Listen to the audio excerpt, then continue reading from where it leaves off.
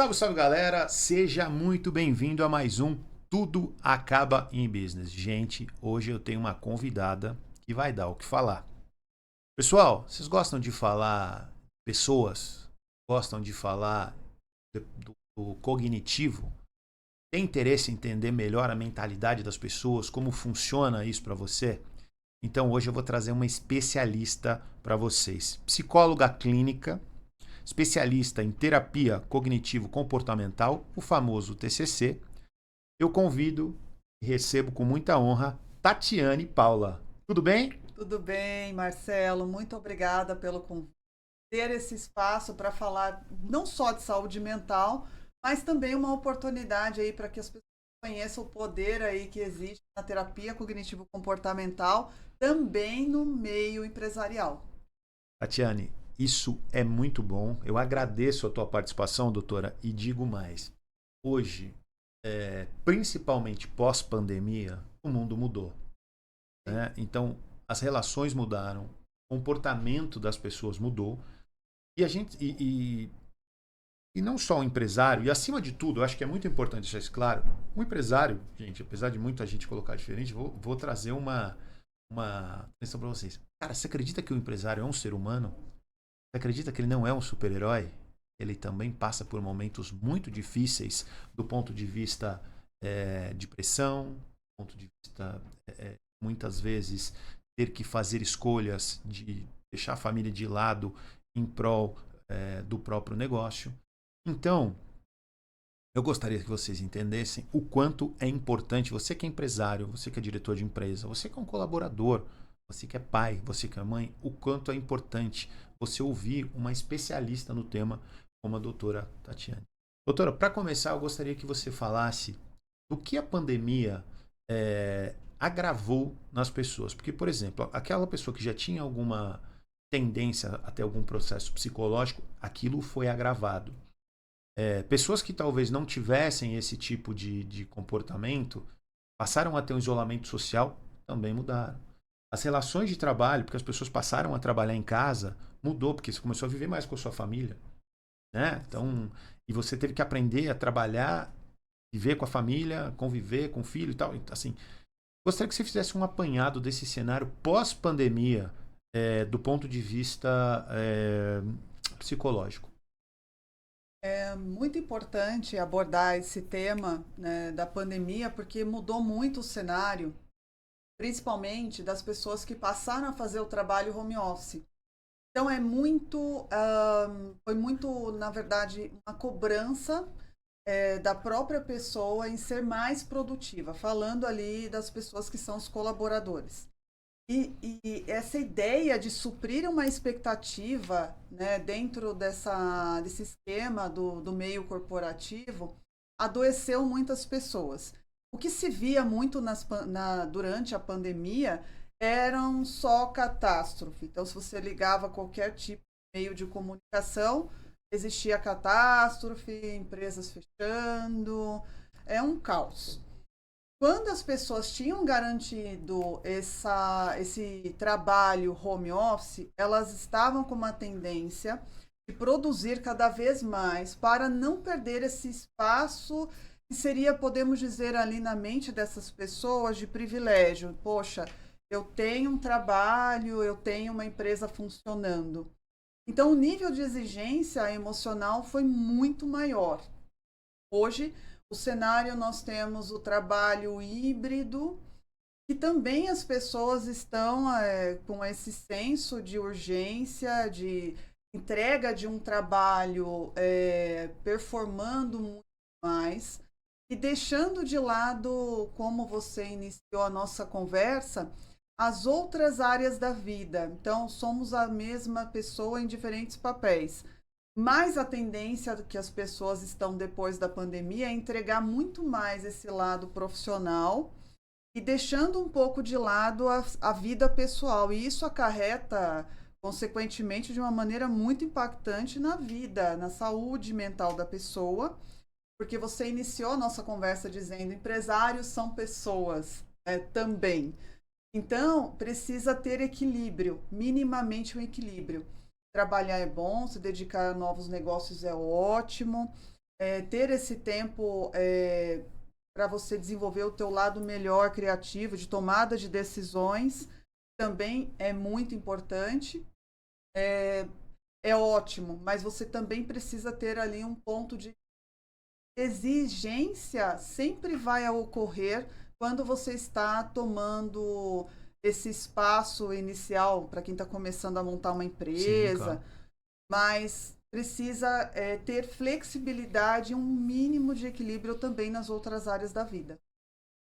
Eu acho que.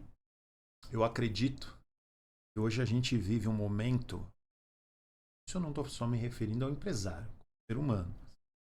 Que a gente tem que aprender a viver caos e ordem.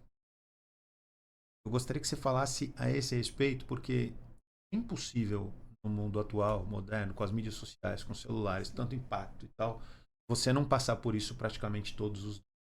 Se você ligar a TV é o caos. A gente, assim, e por outro momento você tem que se manter na ordem para que as coisas aconteçam. Tem até o Jordan Peterson, que é um psicólogo clínico também, que eu acompanho, um canadense, que eu acompanho do trabalho dele, né, inclusive escritor. Ele tem um livro que aborda bastante entender, do ponto de vista psicológico, como fazer para conseguir trabalhar isso de uma forma que não prejudique a sua saúde mental.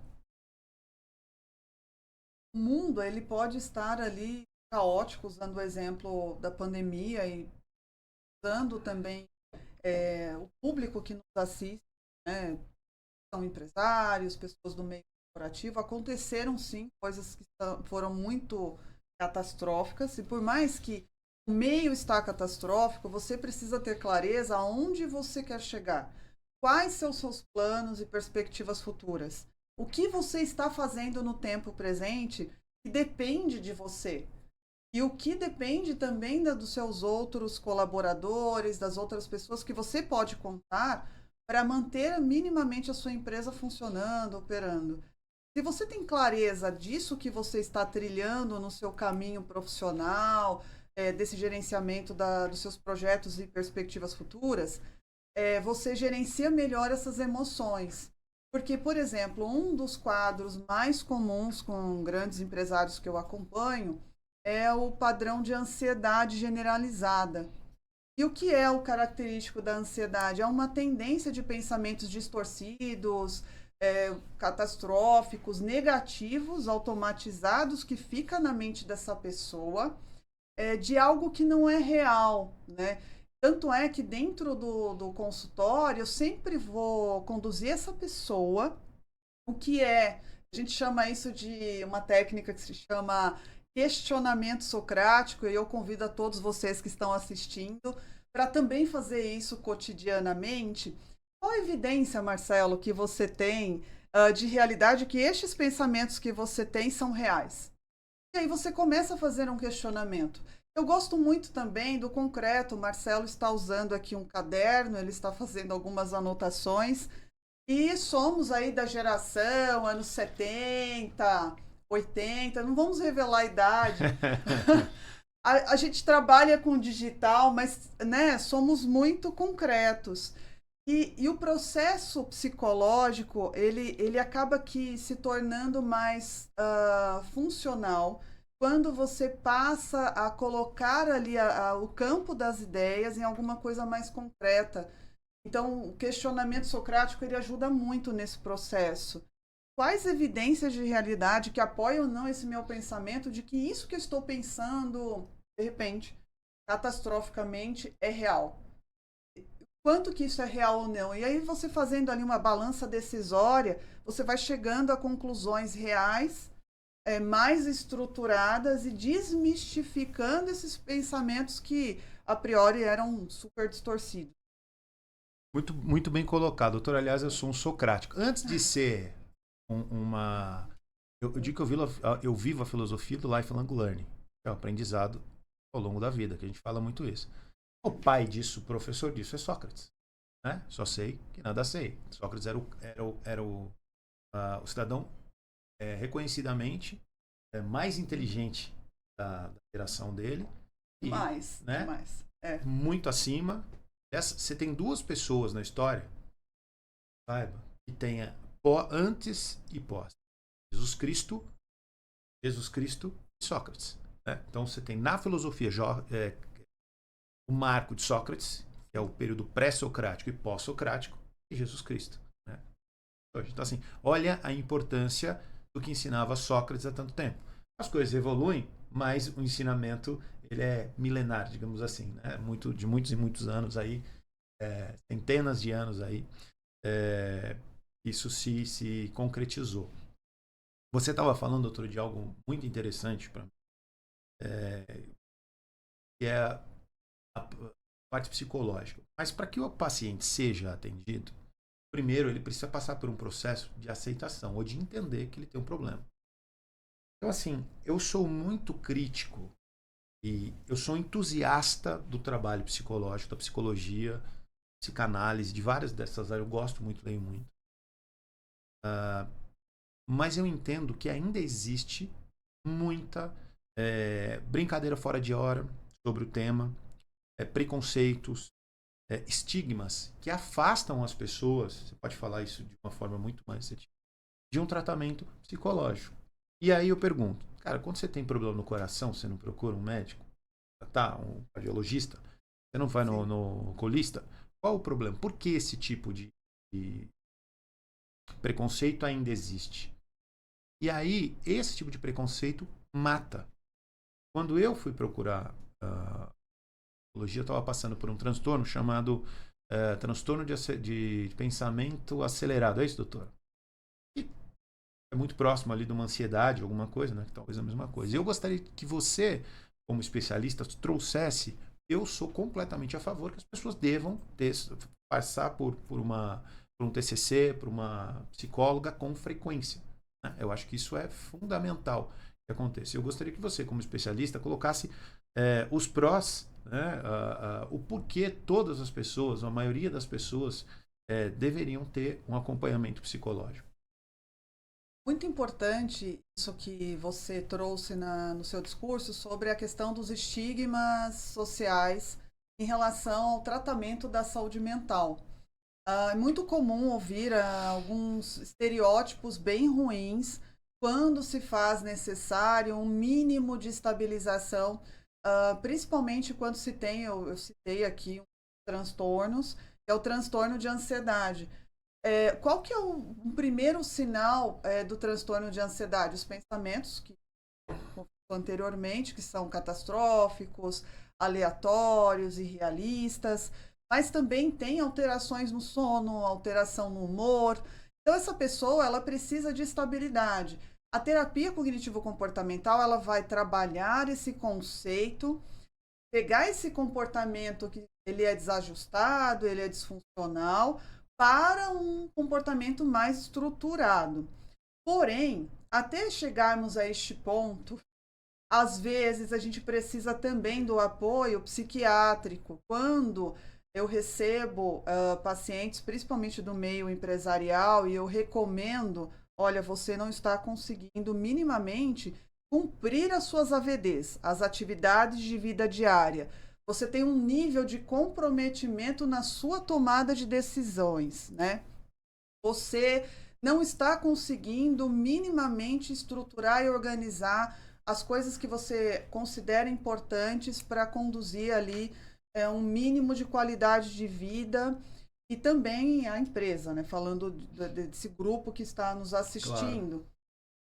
Será que você gostaria de levar meses para você adquirir uma certa estabilidade ou vamos procurar um especialista que vai minimamente estruturar através do tratamento medicamentoso? E eu quero deixar isso claro, que não significa que o encaminhamento para o médico psiquiatra significa você ficar para sempre tomando um remédio psiquiátrico. E o médico psiquiatra, ele é mais uma especialidade da vontade de desenhar, mais uma especialidade da medicina, como a cardiologia, como o otorrino, qualquer outra especialidade. É só o médico psiquiatra que vai medicar ali o teu curso de pensamento, porque algumas estruturas do seu sistema nervoso central está desajustado, portanto, a gente vai precisar de um apoio ali pontual. E o que é um dos estigmas do médico psiquiatra? Ah, eu não vou tomar remédio porque eu vou ficar dopado. E aí o que acontece Eu vou recorrente? traduzir o que a doutora está falando com muito carinho, muito cuidado. Gente, psiquiatra não é para louco, ou não só para a pessoa que vai para o psiquiatra, ele pode estar com qualquer outro problema emocional Exato. que causou uma estafa, que de repente o cara não está conseguindo sair. Então, naquele momento, ele tem algum problema, do ponto de vista de saúde mental, que ele precisa ser tratado, como se fosse o coração, como se fosse os olhos, qualquer outra coisa. Resolveu o problema, acabou. Então, assim, esse estigma, esse preconceito, a brincadeira que às vezes você faz, e eu brinco muito, que eu tenho vários amigos que também, então a gente brinca entre nós, né? Mas de uma forma incentivar que o outro vá, não o contrário. Mas Ótimo. a gente sabe que muitas vezes o estímulo é o contrário. Pô, esse cara tá indo no psiquiatra, hein? Ó, cuidado, hein? É louco. Então, assim, esse é um cuidado que a gente tem que ter, porque isso é a maior que pode passar na sua cabeça. Vou deixar ser concluído, doutor, mas O eu quis ponto, trazer isso de uma forma muito clara, tá? eu gostei muito dessa clareza, porque é exatamente isso que interfere a decisão da pessoa em aderir a um tratamento efetivo com um ótimo prognóstico. Então, esses estigmas que vão afastando a pessoa de uma possibilidade de uma estabilidade, de um tratamento efetivo, interfere totalmente.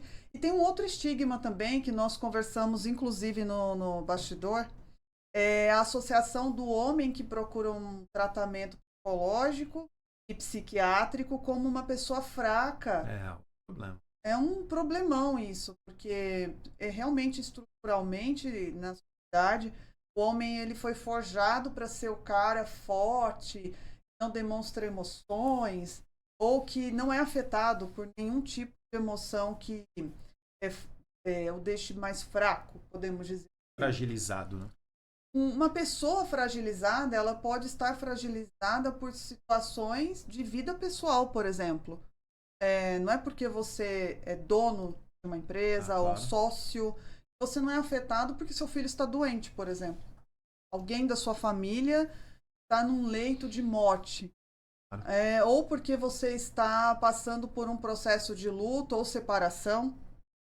Sem dúvida. Coisas normais que acontecem na nossa vida que interferem nas nossas emoções.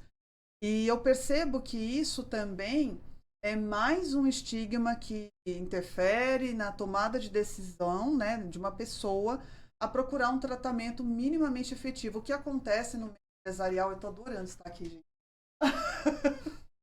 Que bom, doutora. Você vai ter muita coisa pra gente falar ainda. O que Que bom. acontece muito no meio empresarial é essa dificuldade da pessoa identificar qual que é o momento que ela precisa buscar o tratamento. Normalmente são as esposas que mandam seus maridos no meu consultório. Olha, meu marido está precisando, eu já atender ele.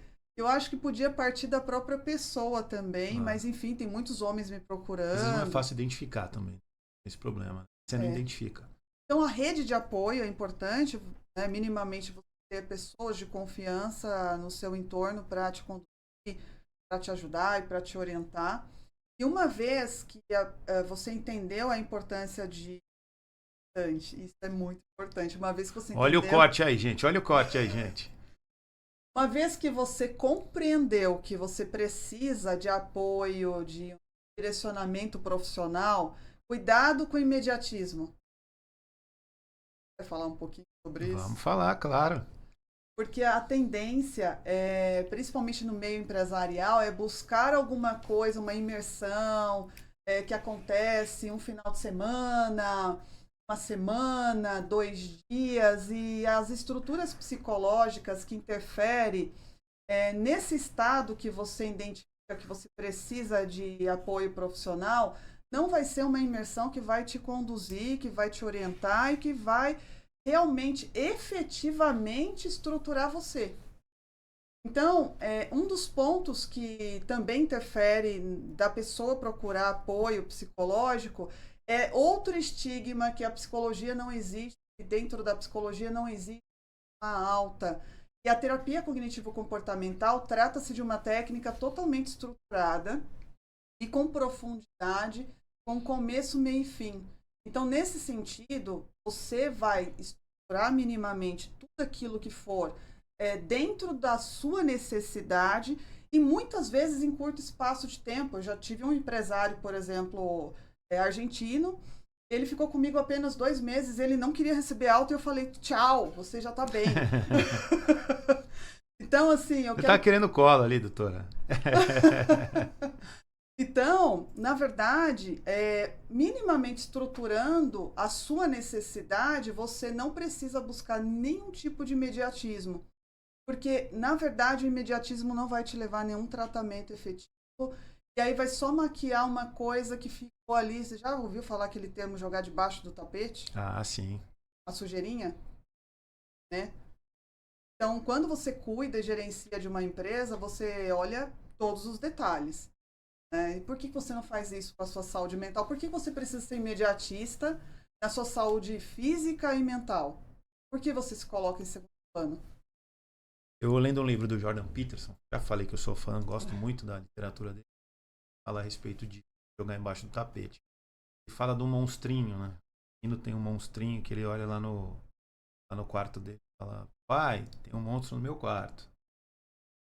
Nada. Vai crescendo, vai crescendo, vai crescendo. E o homem é adaptativo. Então, em resumo, o monstro toma toda a casa. Eles têm que mudar da residência. Problemas, separação e tal. Porque ele não cuidou de algo que de repente fosse desse tamanho no começo, mas que ia gerar uma certa chateação. Né? Então, como o homem é adaptativo, ele tende a jogar sujeira embaixo do tapete. Não vai cuidar. Então o homem ele vai se adaptando. Poxa, o casamento tá ruim, tá uma fase ruim, então, cara, eu vou chegar mais tarde. Em vez de ele tentar resolver da forma como tem que ser claro no diálogo, vai tentar resolver. Ah, não tô bem na relação com o meu chefe ou com o meu sócio. Vai colocando. Né? Ou vou tentar chegar no horário que ele não tá para evitar o... Então, assim, esse tipo de comportamento não minimiza, não resolve o problema.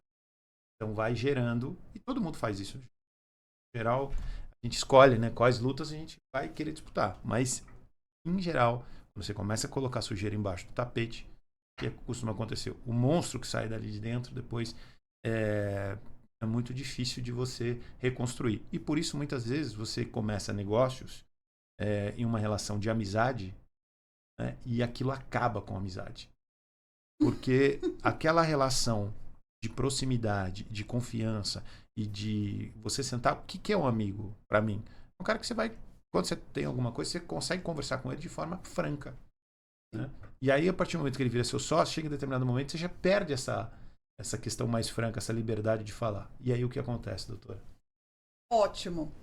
Você trouxe uma pauta importante, porque uma das coisas que vocês podem aprender dentro do processo da terapia cognitivo-comportamental, né, desse acompanhamento minimamente estruturado, é você desenvolver habilidades sociais e estratégias de um discurso mais assertivo nas suas discussões, tanto dessa importância de ter um melhor manejo com os seus sócios, com os seus colaboradores e também de tomada de decisões. Então, ter conversas assertivas, separando o que é uma relação de vida pessoal com aquilo que é a empresarial, é essencial, é importante. E desenvolver essa inteligência emocional boa o suficiente para dar conta de todas essas relações, inclusive essa com você mesmo. Primeiro começa por você. Primeiro começa por você. Se você não tem clareza de quem é você, aonde você quer chegar, emocionalmente falando, você não tem clareza também o que você vai conduzir na sua empresa. Eu falo disso porque é isso que eu vejo no consultório. Sem dúvida. Então, assim, o momento de autorreflexão. Nossa, tem muito papo hoje, doutor. Eu tô vendo aqui, eu vou voltar a Marco Aurélio, que eu sou. Eu preciso falar, eu tô com isso na garganta para falar do imediatismo. E você me permita já entrar com isso? Assim, gente, assim, eu não quero discutir qualquer tipo de profissional, porque há profissionais e há profissionais. Cara, tome muito cuidado com o coaching. Muitas vezes você busca um apoio psiquiátrico num coaching. Cara, uma coisa é você ir num curso voltado a empresários e lá você ter um treinamento direcionado a empresários, que vai falar melhoria de processos da sua empresa, e tá tudo certo, melhoria do comercial da sua empresa, melhoria na relação do RH, enfim. Agora, quando vai entrar na parte da psicologia, tome muito cuidado, gente, tome muito cuidado. Psicologia, psicólogo. Né? Então, se a gente for trabalhar com o profissional correto, é isso. Não vai atrás de um psicólogo que é coaching. A não ser que ele tenha essa formação, ok. Né? Tudo bem. Mas se não for o caso, tome muito cuidado. Então, eu gostaria que, eu sei que é um tema difícil que eu estou puxando, né? Que a gente sabe que tem aí uma certa. Existem correntes que brigam aí, que, enfim. Eu gostaria que você tocasse nesse tema, por favor, doutora. Pauta também extremamente importante. E eu tenho muito cuidado para falar sobre isso, porque o que está acontecendo, essas imersões imediatistas, e no momento que essas pessoas que estão, vou colocar aí com essa nomenclatura de coach, conduzem algumas coisas que emergem questões emocionais.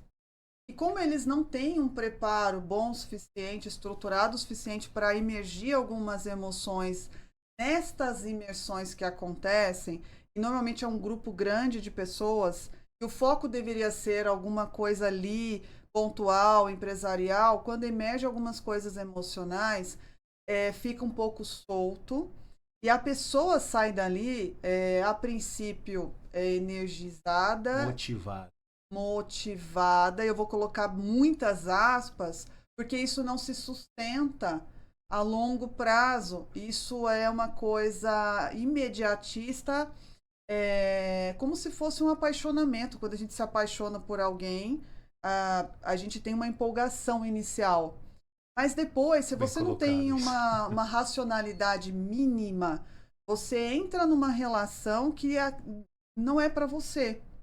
E aí, se você não tiver uma estrutura boa o suficiente, uma crítica boa o suficiente, você entra numa relação que muitas vezes leva depois um tempo e algumas consequências você não consegue mais sair também. Isso acontece com sociedades novas, que você se empolga. E quando se tem essas imersões imediatistas e mexe com estruturas emocionais, muitas vezes aparecem algumas questões que são de ordens psiquiátricas, que deveriam ser melhores direcionadas, e a pessoa volta para os seus lares, para suas empresas, com aquilo não resolvido.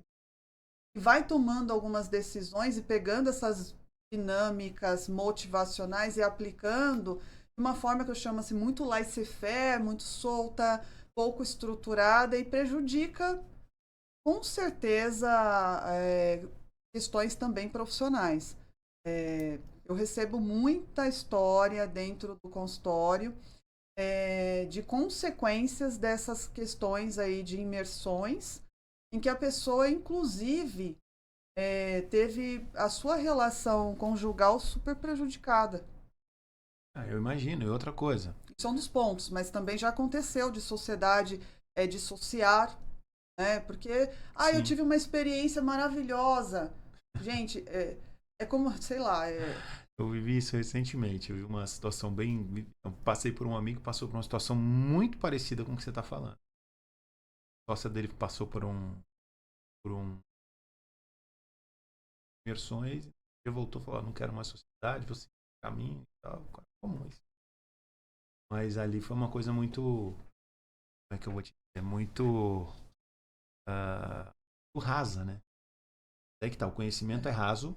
Você faz a pessoa refletir, faz a pessoa, de repente, desperta uma reflexão na pessoa que ela não teve, mas você não tratou aquilo de uma forma profunda, né? Até porque eu também tenho mais uma questão para te falar. Como é que você faz um tratamento com 1.000 pessoas de perfil diferente? Tem que ser algo personalizado. Então, será que o que se serve para você serve para mim? Será que um depressivo, ele é igual a pessoa que tem problema por exemplo, síndrome do pensamento acelerado? São coisas completamente diferentes, né? Então, complexo, né? um deprime o sistema nervoso central, outro tem uma elação do sistema nervoso central. Então, como pode, dentro de uma imersão, alguma coisa ali pontual, né, imediatista, abranger um número grande de pessoas para uma única solução? Então, quando se tem muita questão de dinâmica emocional dentro de um encontro de empresários, com muitas experiências, cuidado, eu estou chamando vocês a desenvolver uma crítica em relação a isso. Eu acho bacana essa questão do network que vocês acabam que fazendo ali, jantares, né, aquelas mesas que vocês conversam, Não, trocas. isso é muito importante. Aqui a gente incentiva muito, né? Tipo, troca de conhecimento. Muito É importante. diferente de bater no ponto de vista que envolve a psiquiatria. Aí é uma outra história. Saúde mental, né? Então aí você está do lado de uma pessoa que poderia ser, de repente, o seu parceiro profissional e de repente o coach mexe em alguma coisa ali na imersão que mexe com a sua vulnerabilidade. E aí você já perdeu ali uma oportunidade de negócio. Exato. Porque ela está vendo uma parte sua que não estava pronta para vir à tona naquele momento. E todos nós temos as nossas próprias feridas para lamber. Sem dúvida. E o termo que você utilizou aqui foi fantástico, muito provinciano aqui. Eu acho que é muito raso. Um momento que acontece ali de uma imersão, de uma dinâmica, que te faz chorar muitas vezes, né? Boa. Eu até conversei com o Marcelo aqui nos bastidores, eu falei assim, vamos fazer um roleplay, uma meditação mindfulness. Aí ele... Eu não quero chorar aqui, não. E aí eu falei para ele... Pelo menos não ao vivo. Ele falou assim, você vai explicar ou você vai aplicar em mim? Eu falei, olha, eu não sei, porque você pode ficar emocionado. Então talvez eu tenha que explicar, né? Porque precisa tomar minimamente um cuidado para não expor a pessoa diante de outras pessoas. Claro. Quando você procura uma ajuda específica, mais focada, você tem uma oportunidade individual de trabalhar todas essas questões sem se expor tanto. Então, assim, até fica um alerta. Provavelmente coaches devem assistir esse programa. Não coloquem dinâmicas emocionais dentro desses encontros de grandes empresários. Podem fazer um foco ou no traga trabalho. um especialista para tratar do tema. Não tem problema. Você vem em imersão, aí eu vou colocar mais uma, doutora. Você vê nas imersões, você tem um profissional de venda, você tem um profissional de sei lá, de RH, você tem vários profissionais. Então traga um especialista para falar do tema. Não seja você que não tem essa especialidade. Você pode até, por exemplo, eu sou um facilitador, gente. Eu como apresentador, poster, sei lá, como querem entender. Facilitador. Eu não sou especialista. O especialista está na minha frente. Então, quem vai falar desse tema é ela. A única coisa que eu vou fazer aqui é tentar extrair o melhor ou tentar extrair um conteúdo mais produtivo, mais interessante para vocês. Como se eu fosse aqui um paciente ou um leigo no tema.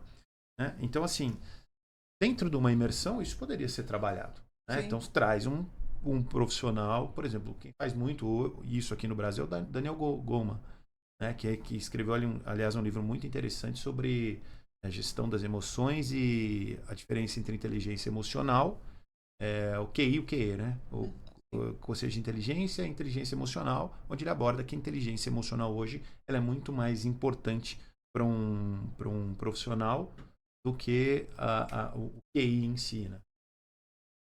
Então, exatamente. Pode ser, sim, como está acontecendo neste momento, né?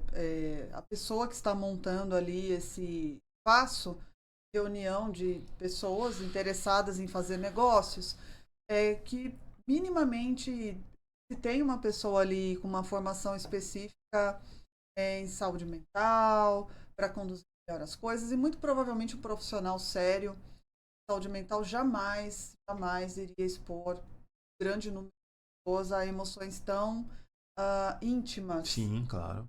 Né? Exatamente, doutor. Eu não tenho dúvida disso. Mas aí que tá. Se você traz um especialista, ele vai saber como abordar aquele tema. Ele não vai ser raso o suficiente de gerar um problema na cabeça das pessoas que depois aquilo vire um problema que vai agravar o que ela já tinha ali e não resolver o problema. O fato de ter uma emoção que aquilo é bom para você. Sem dúvida. Depois que você começa a ter crítica do quanto você se expôs dentro desses trabalhos de mentoria em grupo, aí você vai se dando conta depois que aquilo não era necessário e aquilo te expôs a um lugar que você não deveria, enfim. Muito bem colocado, doutora. Doutora, e falando de gestão das emoções, que é outro tema que eu vejo, foi muito abordado aqui no Brasil pelo Augusto Cury, né? Sempre falou, escreveu vários livros a esse respeito. Você tem algumas dicas pra gente melhorar o processo? E se você concorda também com a teoria dele, que hoje é muito mais importante um profissional que gere melhor as emoções do que um cara técnico, de um QI mais alto, por exemplo. Augusto Cury, ele traz uma linguagem muito fácil, de fácil compreensão, e realmente ele tem alguns apontamentos que são muito eficazes, né? Então, eu recomendo sim a leitura. E falando de gestão emocional, eu falei anteriormente sobre o questionamento socrático. Então, você fazer ali uma base mínima de questionamentos internos, se aquela origem daqueles pensamentos eles são realistas ou irrealistas. E, ao mesmo tempo, você gerenciar as emoções é você ter clareza dos seus planos, perspectivas futuras, as suas escolhas. Então, você organizar isso é como se a sua mente fosse várias gavetinhas que você precisa colocar cada fase da sua vida, papéis, né? Somos compostos por diferentes papéis. E se você se orgulha dessas escolhas que você está fazendo, e aquelas que você não se orgulha, o que você gostaria de melhorar na sua vida, e o que só depende de você para melhorar. E o que depende das outras pessoas para melhorar e qual que é o seu papel para que isso possa acontecer de uma maneira efetiva. Então, isso é um processo muito de autoconhecimento. Gerenciar as emoções, eu falei anteriormente sobre a meditação mindfulness. Mindfulness nós falamos nos bastidores, na verdade. O próximo tema, tô doido para ouvir a esse respeito. Então, a meditação mindfulness existem que apontam não só dentro das estruturas de saúde mental, de tratamentos, né, de pacientes que tem ali uma cronicidade, mas também pessoas que buscam qualidade de vida. E no meio empresarial é fundamental também tirar um tempo do seu dia, podendo ser minutos, meia hora, um minuto, conseguir tirar um minuto para você dentro de talvez uma caótica, você conseguir fazer a prática mindfulness, minimamente pode estruturar algumas questões que podem... Lembra que eu falei das gavetinhas da nossa mente? Você organizar as coisas na gavetinha. Isso eu não consigo resolver agora. Então, qual que é o meu senso de urgência para resolver neste momento?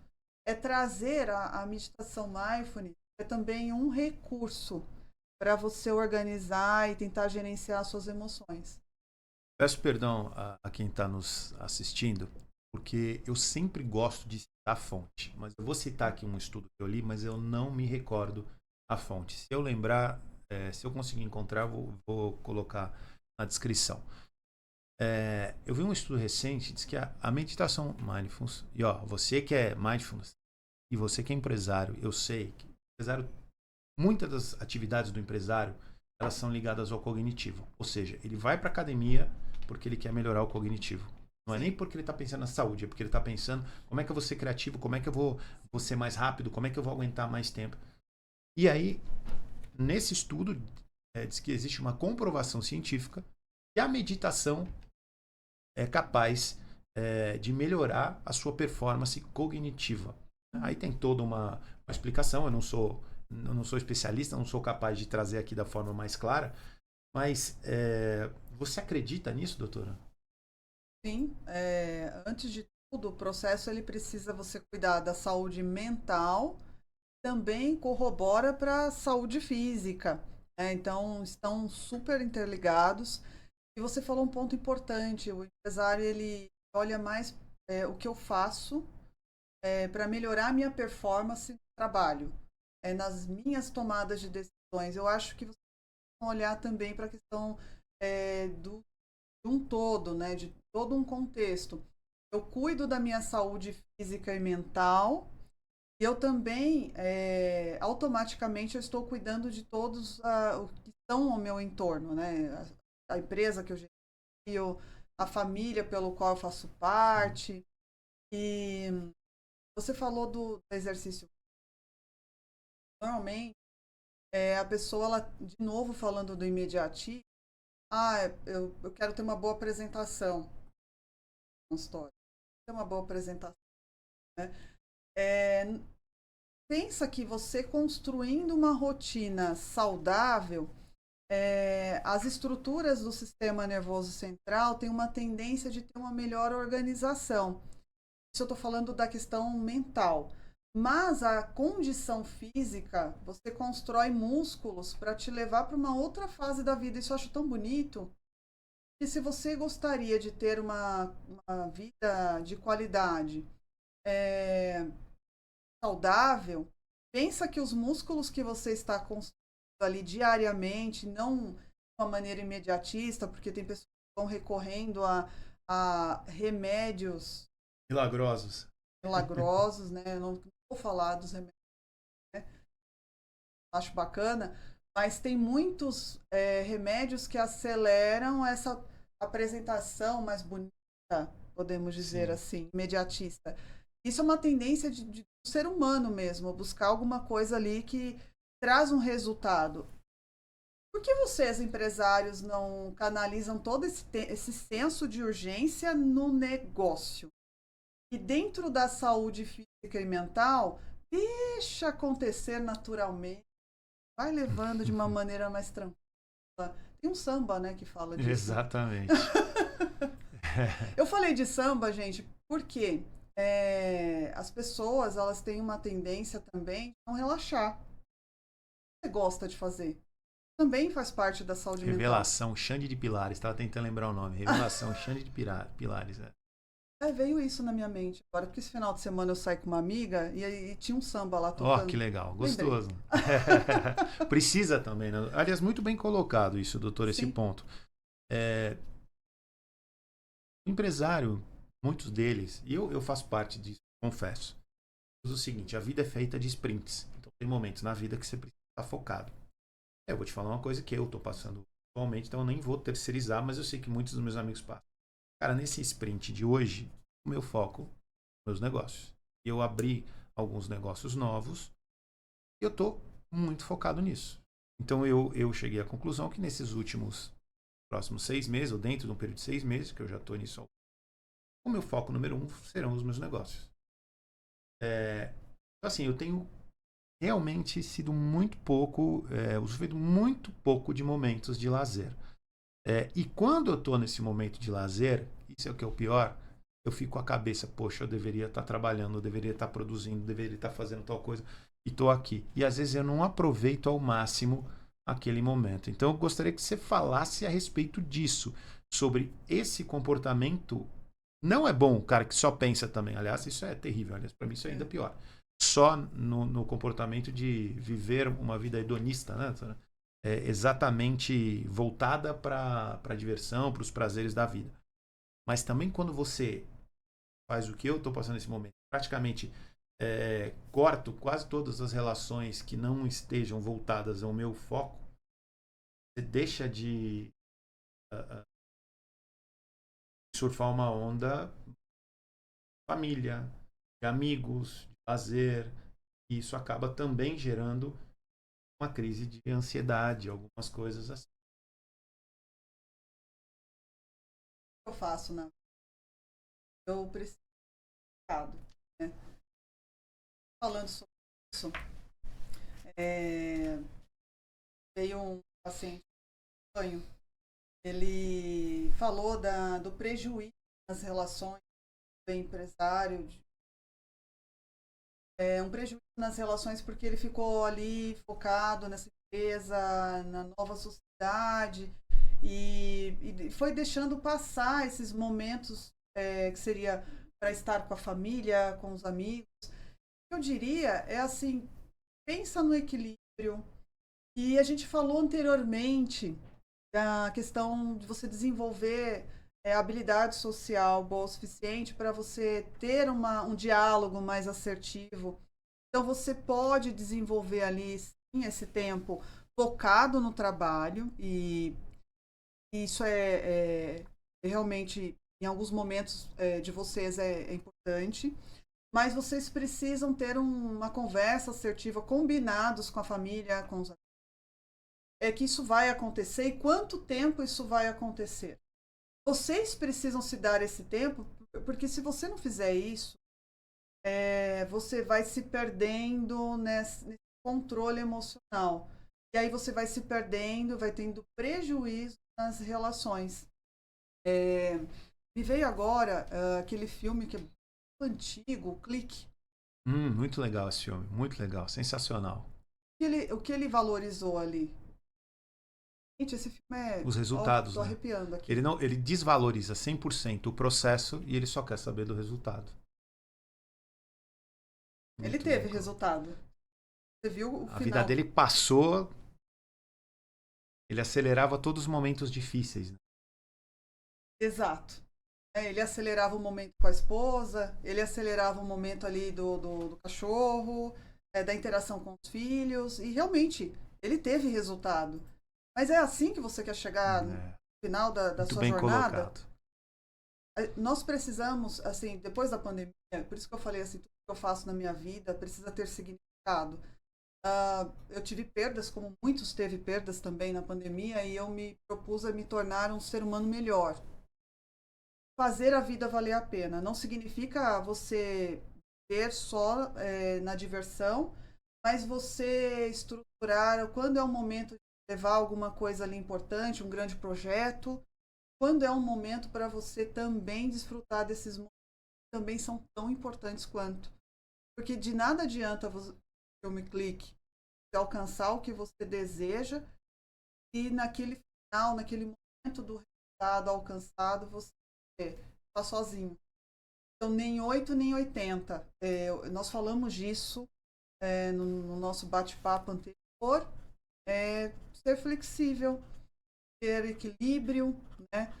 E ao mesmo tempo você desenvolver uma habilidade mínima de diálogo, de combinados, primeiro com você mesmo, né? Você mesma, e depois com as pessoas que te cercam.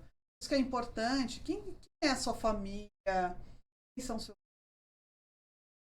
quem é esse parceiro, essa parceira que te acompanha? Precisa compreender quando existem momentos de dedicação. É isso. Muito bem colocado. Eu quero voltar num ponto. Agora eu quero uma dica prática. Você falou da meditação.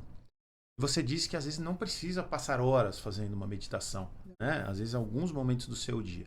Eu, por exemplo, eu tenho uma técnica que assim, quando eu estou nervoso, eu vejo que eu posso, onde eu estiver, eu tento sair um pouquinho e vou fazer meu exercício de respiração, né? Para tentar voltar a pensar com a cabeça e não com o coração ou com qualquer outra parte do corpo, com o estômago, né?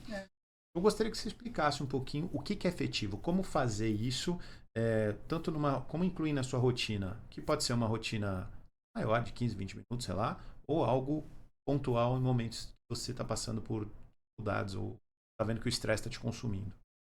O ideal seria 20 minutos, realmente, no dia, não acessando telas, não ter nenhum tipo de referência, mas nos tempos de hoje é um pouco complicado. Num momento pontual em que você tem uma crise, a técnica da respiração ela é importante. O ar, dura 6 segundos, solta o ar, 6 segundos. Você sabe que eu costumo dizer assim, todo lugar tem banheiro. Está numa reunião, você precisa tomar uma decisão, importante. Eu tô quase agindo aqui com a minha emoção. Falou que você vai no banheiro, todo mundo entende. Vai lá, faz a técnica da respiração. Lembra que eu falei aqui também do questionamento prático, pesar prós e contras. E isso leva 2, 3 minutos. Porque quando você faz esse processo, né, de respiração, você está oxigenando trava-língua, oxigenando o sistema nervoso central e, consequentemente, aqueles batimentos cardíacos que têm uma tendência a ficar mais acelerado, vai diminuindo a adrenalina. E aí vai te devolvendo essa capacidade de melhor crítica para uma tomada de decisão. Para vocês é muito importante ter ali um controle, principalmente em reuniões importantes, né, grandes decisões, às vezes uma situação ali pontual que está acontecendo. Eu falo dos 20 minutos de meditação porque nós ficamos todo nas telas, eu até brinquei aqui, fiz um trocadilho, nós que estamos anos 70, 80, 90, não somos muito das telas, embora nós acompanhamos... Nós tivemos que nos adaptar, né? O homem é adaptativo, evolução. Não tem jeito. Nos adaptamos. Mas não nascemos com isso, né? Não nascemos com isso. Nós somos super privilegiados, porque muitas coisas da nossa juventude não estão nas redes, né? Exato. Então, use isso ao seu favor. Então, acorde, faça uma meditação, assim, quais são as coisas da minha vida que eu me orgulho, quais são as coisas que eu gostaria de melhorar. A gente está falando de metas, né, de longo prazo, tá bom. Proponham acordar e fazer esse exercício, é importante. E é simples. Como eu quero que meu dia funcione hoje? Assim, de comportamento mesmo. Eu quero ser mais paciente, eu quero ser mais tranquilo, menos ansioso. Anota em algum lugar. Eu gosto muito do papel, viu, gente? Eu gosto do papel. Tô adorando ver o Marcelo anotando ali. Eu gosto. Anota em algum lugar. Vive o seu dia. Vai finalizar o dia. Se você tirar 10 minutos para fazer amanhã e 10 minutos à noite, revisa o que você idealizou. Eu consegui cumprir com isso que eu me propus? Não consegui cumprir. O que aconteceu ao longo do meu dia que eu não consegui cumprir? Eu não estou falando de agenda, de horários de compromisso. Eu estou falando de você. Esse é o seu tempo. O que me faz orgulhar do meu dia? Como eu me sinto com o meu dia? Isso é uma relação que você vai estabelecendo com você mesmo e você vai gerenciando as suas emoções. Você é casado, casada, tira esse tempo, assim, só para você, em algum lugar aí na sua casa, e faça isso como um hábito. A meditação é um outro caminho.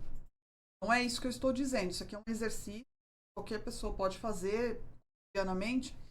A meditação mindfulness, você pode procurar em redes sociais que fazem isso, canais no YouTube, podcasts, lugares de podcasts que conduzem, mas você também pode fazer. Eu falei pro Telo, podemos fazer um roleplay aqui, porque a meditação mindfulness, na verdade, é você voltar para o tempo presente, é o aqui e agora. O que eu estou sentindo, o que eu estou pensando e o que eu estou fazendo.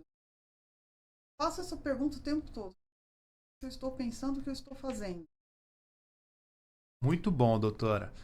Doutora, aliás, estou com doutora, para quem está começando a ver a gente agora, né? Pode ter perdido o começo. Estou com a doutora Tatiane Paula, ela que é psicóloga clínica e especialista em TCC. Eu gostaria de fazer voltando ao tema do TCC, eu gostaria de fazer um comportamento, uma pergunta. TCC, terapia cognitiva comportamental. A psicanálise foi muito baseada nos estudos de Nietzsche, correto? Se estiver equivocado. Você também tem uma frente muito forte em Freud, na psicologia como um todo. A terapia cognitivo-comportamental, qual é a base dela, a estrutura dela, doutora? Importante você fazer essa pergunta, que a base da psicologia inicialmente foi a psicanálise. Então, visto como associações livres, e é um imaginário que ficou na mente das pessoas, e por isso procuram os imediatistas e não a psicologia, porque o imaginário dos estigmas sociais é aquela pessoa que procura o psicólogo, e o psicólogo não tem nenhum tipo de atuação, e a pessoa fica lá fazendo vários monólogos e fica anos nesse processo. A base da psicanálise, obviamente, o pai da psicanálise é Freud. Ele foi o precursor e ele também é uma base da terapia cognitivo-comportamental, pasme. Porém, a estrutura da terapia cognitivo-comportamental é observar que o ambiente e as experiências que você tem com o meio também te afetam. E dentro de estruturas de comportamento que estruturalmente a terapia recorrente, a análise vai tratar traumas, você fica ali anos numa análise trabalhando os traumas. A terapia cognitivo-comportamental, ela vai entender os traumas como crenças distorcidas que a pessoa foi acumulando ao longo da vida e que torna os seus comportamentos, modula os seus comportamentos para comportamentos disfuncionais dentro daquela crença. Deixa eu ser mais específica. Se você desenvolveu na sua vida uma situação inicial da sua família de base, eu quero deixar claro aqui que nunca foi o objetivo da psicologia culpar os pais. A gente tenta entender como que você teve essa primeira experiência da sua família de base, de pai e mãe, para entender como você interpretou essa experiência na sua vida. Então, se você tem uma crença distorcida, que nós chamamos crenças nucleares, né, na terapia cognitiva, é de abandono. Eu acho que eu fui abandonado, as minhas necessidades iniciais não foram atendidas, e aí você tem uma tendência de crescer um adulto que aceita uma relação abusiva, sociedades abusivas. E aí você vai fazer um processo de terapia cognitivo-comportamental, você vai compreender que isso foi o que te aconteceu, essa foi a interpretação que você deu para aquilo, e pode confirmar, assim, realmente foi abandonado, mas o que a gente faz com isso agora? Então, a terapia cognitiva, ela vai trazer movimento e estrutura. Todas as sessões, ela tem agenda, você vai trabalhando as coisas que ficaram. E você leva a lição de casa, né? Você leva a lição de casa, então significa que você precisa minimamente fazer isso funcionar como com outros comportamentos se observar mais também, estruturados. Vai mudando, você vai se observando, você vai mudando. E à medida que você vai passando a questionar essa crença, estruturando uma vida rotineira de uma maneira mais funcional, invalidando essa crença ali inicial de abandono, você vai devolvendo funcionalidade. Então, a terapia cognitivo comportamental, ela tem uma estrutura e que coloca o paciente, né, o cliente, como uma pessoa que se torna o próprio terapeuta. Aí o que acontece com a psicanálise, que é esse imaginário? Fica muito tempo ali trabalhando os traumas. O que você sentiu, como você ressignifica isso, e por isso que leva-se muitos anos, 10 anos, 15 anos de análise. E para algumas situações, né, de longo prazo, tem funcionalidade, mas não traz ali um senso de organização. Se organiza a longo prazo, por isso que se chama análise. A terapia cognitivo-comportamental, ela vai te trazer funcionalidade, resolução de problemas. Esse é o foco da terapia cognitivo. Me fez lembrar agora o caso do Cazuza. Eu vou pagar a conta do analista para nunca mais ter que saber quem eu sou. Eu adoro quando traz música, cinema. E é muito legal do Cazuza, porque naquela época a veia era a psicanálise, né? Que era usada. O TCC, a terapia cognitivo comportamental, não sei se ela é mais nova, mas no Brasil ela é usada há menos tempo, né, doutor? Ou pelo menos ela é ofertada de uma forma mais recente, né? Eu era uma estudante de psicologia e eu sempre fui assim muito espontânea, assim, nas minhas experiências clínicas, é muito ainda romantizado essa ideia da psicanálise, né? É como se fosse o ponto alto da psicologia. Romantiza muito a psicanálise. E eu não me identificava com aquilo, porque a psicanálise você não pode demonstrar muita emoção com o seu paciente, você é uma pessoa muito neutra. Eu queria ser psicóloga clínica e até conhecer a terapia cognitivo foi uma epifania na minha mente, assim. Falei, nossa, mas o meu paciente vai chorar e eu tenho que fazer o quê? Aí meu professor de psicanálise falava, precisa ser blasé. Falei, não! Se o paciente chorar, eu vou chorar com ele. Se ele rir, eu vou rir com ele. Deve ter alguma coisa que me aproxima e me traz conexão com as pessoas. E a terapia cognitivo-comportamental, a postura do psicólogo é muito atuante. A gente trabalha com muito feedback, com muita resolução de problema, a gente retoma ali a agenda da semana, o que você conseguiu resolver, o que não conseguiu resolver, como que a gente pode fazer para melhorar, até que vocês vão gostar de saber disso, hein? Olha o corte aí, doutora. Vamos lá, mais um corte, doutora. Vocês, empresários queridos, vocês gostam de resultado? E a terapia cognitivo-comportamental, ela vai te conduzir para um resultado daquilo que você traz como um problema. Olha só. Isso é excelente, hein? É sobre isso. A gente fala. Bom, doutora, a gente está caminhando aqui para o final da entrevista. Você vai voltar aqui dezenas de vezes, doutor. Papo muito bom, muito legal. E eu vou te fazer mais duas perguntas para resumir. Primeiro, o que você acha da PNL? Tanta gente fala a respeito da programação neurolinguística, de transformações.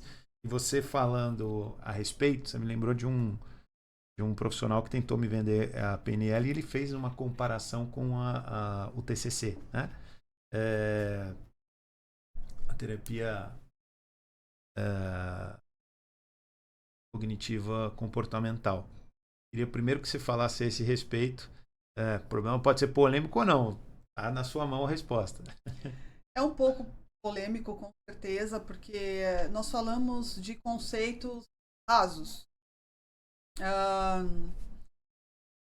A TCC, a terapia cognitiva comportamental, vocês podem estudar a respeito, ela traz uma profundidade. Como eu falei anteriormente, a terapia cognitivo comportamental, ela também veio da base da psicanálise, mas olha quantos anos que ocorreram estudos, ensaios clínicos para chegarmos nessa técnica que é a TCC. PNL é um embrionário ainda, assim, é um outro estudo. Assim, eu acho complicado a gente falar disso aqui. É um pouco polêmico falar de PNL. Eu diria que você pode fazer a terapia cognitivo, você pode, dependendo do caso, recorrer sim ao médico psiquiatra para uma estabilidade. Eu diria que a PNL ela seria mais um recurso. Eu acho que vamos para esse caminho. Não assim. substitui. Não substitui, ela é mais um recurso, é conhecimento. Da mesma forma que buscamos conhecimento de assuntos, né, diversos, para acrescentar conhecimento, mas não com uma única fonte. Nós falamos nos bastidores, o tempo está acabando, né? Sobre religião. Sim. A religião, porque nós falamos lá nos bastidores sobre os estigmas. Sim, sem dúvida. Que uma pessoa, muito importante, muito bem colocado isso. Uma pessoa com depressão, por exemplo, e quem faz parte de uma religião, existe outro estigma, falta espiritualidade para essa pessoa e por isso ela está depressiva. E o ambiente religioso é mais um recurso, inclusive a psicologia super valida como uma parte de um tripé de um tratamento efetivo que se faça a prática da espiritualidade. Mas a espiritualidade é mais um recurso. Então, respondendo a pergunta sobre PNL, ele é mais um recurso. Você pode ter ali de conhecimento. Assim como a religião, doutora, ela é um recurso. Vou trazer a pergunta que o pessoal não ouviu nos bastidores. É o seguinte, muitas vezes a gente ouve uma conversa que para mim é um pouco chata. O cara tá deprimido e fala um pouco, tá faltando Deus na vida da pessoa. Cara, tô falando aqui do ponto de vista que eu sou um cara de fé, eu sou um cara cristão, eu vou à igreja. Cara, na maioria das vezes, esse cara está doente. Então, quando esse cara passa por uma doença, ele precisa, pode ser que ele falte Deus na vida dele, sim, mas o primeiro caminho que ele tem que pegar é o da medicina, é o do cuidado mental, saúde mental.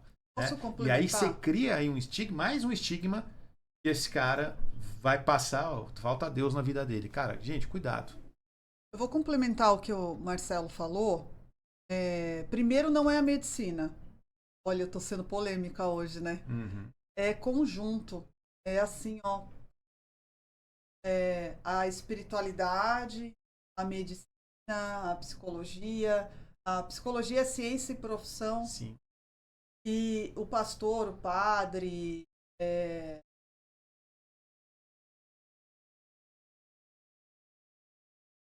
desculpa, quem ali assiste do candomblé, da Umbanda, independente, inerente à sua prática de espiritualidade, é também. Então, é um tripé. A espiritualidade, a medicina, que for necessário, a psicologia, Claro. e a questão ali do autocuidado. Muito bem colocado. Doutora, queria primeiro te agradecer a sua presença. E a primeira pergunta é, primeiro, deixa suas mídias sociais, como é que as pessoas te encontram, doutora? O papo foi muito bom, tenho certeza que muita gente que está acompanhando vai se interessar para conhecer um pouco mais sobre o seu trabalho. Podem me encontrar no Instagram, Tatiane. Eu gosto de falar E de escola, porque normalmente a Tatiana, né, que a gente encontra a turma que nasceu nos anos 80. Tatiane. Tatiane Paula, tudo junto, ponto PSI. P de psicólogo, S de sapo, I de igreja. PSI. Tatiane Paula, PSI. Onde que é seu consultório? Você atende aqui perto? Como é que funciona? Hora marcada? Pertíssimo. Site? Aproveita. Meu consultório fica aqui na rua Oscar Freire, próximo ao Nibis Cultural. Ah, que legal. Tem algum site, alguma forma, se quiser fazer um agendamento, o pessoal fica à vontade para fazer isso, quiser falar direto com você? Olha, o link está na bio, né, no próprio Instagram, mas também eu estou no site Doctoralia. Ah, que legal. Doutora, muito obrigado. Gostaria que você deixasse agora um recado final para o pessoal que assistiu a gente. Já dizer de antemão que foi uma honra recebê-la. Eu agradeço aí pelo espaço, principalmente falar com um grupo que tem muito estresse, muita preocupação e muita responsabilidade. Então, o que eu gostaria de deixar aqui como um grande recado é que você, empresário que está aqui acompanhando hoje o nosso bate-papo, pensa que, como aquele dado que falam ali, antes de você passar a máscara de oxigênio para o coleguinha, você precisa respirar. Então, cuide de você e todo o seu entorno vai ficar tudo bem. Mas coloque-se como prioridade. Sempre o que eu estou pensando, o que eu estou sentindo e o que eu estou fazendo. Acho que isso fecha um pouco o que nós... Doutora, muito obrigado mais uma vez pela sua participação. Pessoal, terminamos por aqui essa semana. Como vocês sabem, semana que vem tem muito mais da Cabin Business, sempre com entrevistados extremamente inteligentes, que vão ajudar, vão deixar sua vida com muito mais valor e conhecimento. Então, quero deixar aqui também minhas mídias. Marcelo Santoro 80, arroba Marcelo Santoro 80 é o Instagram. Temos também o arroba Tudo Acaba em Business, que é o nosso programa semanal. E aproveito também para deixar o arroba do Otimize Studios. Aliás, a última pergunta. O que você achou do estúdio, doutora? Maravilhoso, acolhedor, muito importante esse espaço, principalmente para alcançar o maior número de pessoas, para ter o conhecimento ali das coisas que são importantes, que faltam, né, na rotina. A rotina é tão complicada, né? Exatamente. Ter um espaço assim, ele é muito importante, é fundamental, na verdade. Ah, muito legal. Cara, o compartilhar o que você aprende faz com que você não tenha uma obesidade mental também. Você aprende ensinando. Então, gente, sensacional. Tô certo, doutora? Perfeito, porque na verdade uma das que eu acho que é lindo como existência para fazer valer a pena o nosso ciclo da nossa vida é que estamos em constante aprendizagem. Exatamente. Doutora, muito obrigado Obrigada. mais aí. Gente, fui, valeu, muito obrigado. Até a próxima semana. Te aguardo aqui no Tudo Acaba em Business. Fui!